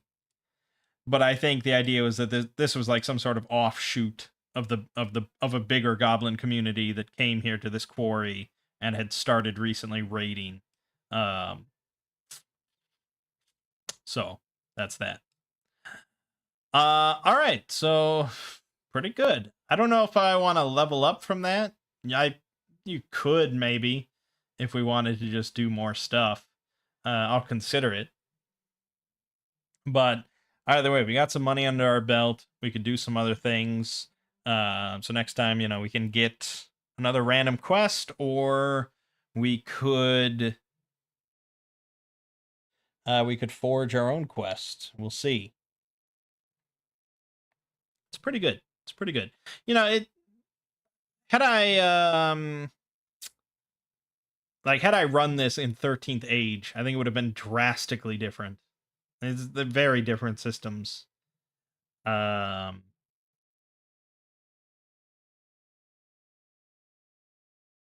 don't know. So much of this relied on mines. I don't know what I would have done without that spell. That was really good. I think it depends. If I were actually playing with a DM, it would depend a lot on the type of character I was playing. I would have absolutely played characters that would attempt to just go into the camp and try and negotiate with them and explain the situation and like, look, they're going to keep hiring mercenaries and you're going to get bombarded if you don't, if you don't get out of here or shape up. or try and teach them like how to farm and raise cattle and stuff like that. Try and civilize the goblin. I would have characters that would do that. I'd have characters that would just charge in, or I'd have characters that would just like hire a bunch of townspeople to form a militia, or who knows what. But for Malkalon, the problem is solved with explosives. So very good stuff. Now, like I said, you will be seeing some recorded stuff for solo role manging from 13th Age with Foundry. I think it's just a very different type of solo RPGs. Just much more like video gamey and tactical combat, whereas this is more how I normally RPG, of just kind of free form, coming up with plans, trying to figure out situations kind of thing. So it's just two different ways to RPG. But alright, my name is Mang. This has been Solo Role Manging with Shadows of Adventure. And I'll see you fine folks next week.